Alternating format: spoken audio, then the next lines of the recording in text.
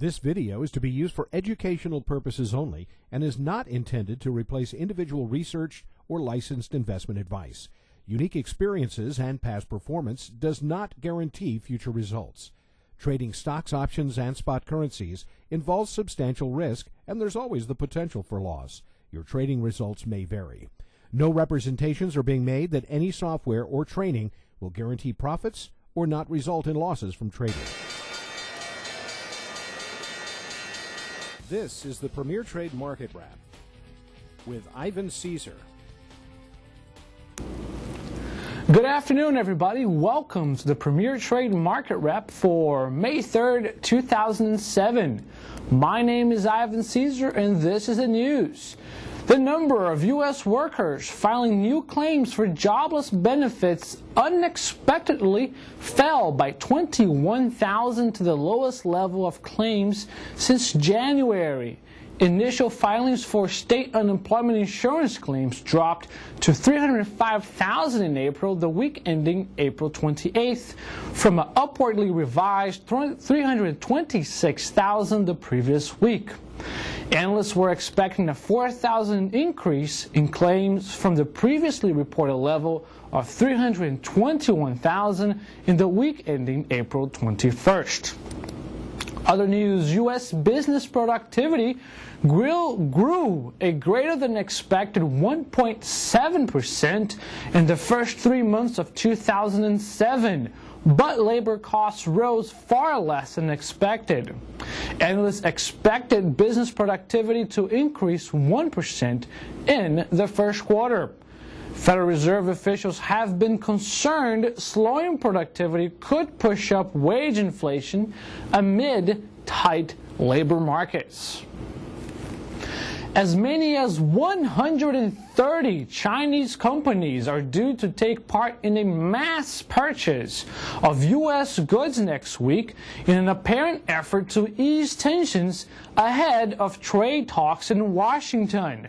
Organizers of the planned mass contract signing next Wednesday in San Francisco gave no details of what goods would be bought or a total price.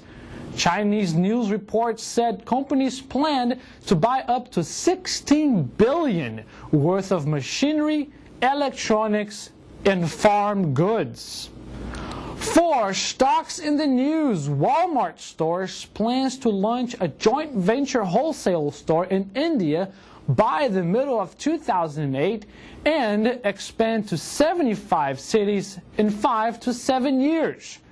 The company expects to sign an equal joint venture with India's Bharati Group for a cash and carry venture in a few weeks.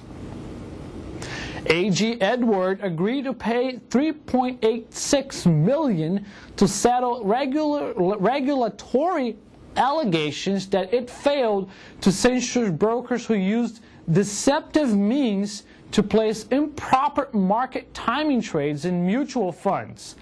The SEC said some 200 funds from 50 different families were targeted by several AG Edward brokers who placed thousands of trades on behalf of their clients between January 2001 and September 2003. Dow Jones Board of Directors has decided to take no action on a $5 billion unsolicited takeover bid from News Corp. In a statement, the publisher said owners of shares constituting 52% of the company's outstanding voting power have indicated they are opposed to the bid from media mogul Rupert Murdoch, which was made public on Tuesday. General Motors' first quarter profit fell 90% compared with a year ago, citing losses in the home lending operation of its former financial arm. But the profit of $62 million or 11 cents a share for the January through March period was down from $602 million or $1.06 a share a year ago. Scheduled economic reports for Friday include the all-important non-farm payrolls. Scheduled earnings reports for Friday include Eastman Kodak, Burger King, El Dorado Gold, Rural Cellular, Total SA, Washington Post, Orient Express Hotels, and Linux Group. This has been the Premier Trade Market Wrap for May 3rd, 2007.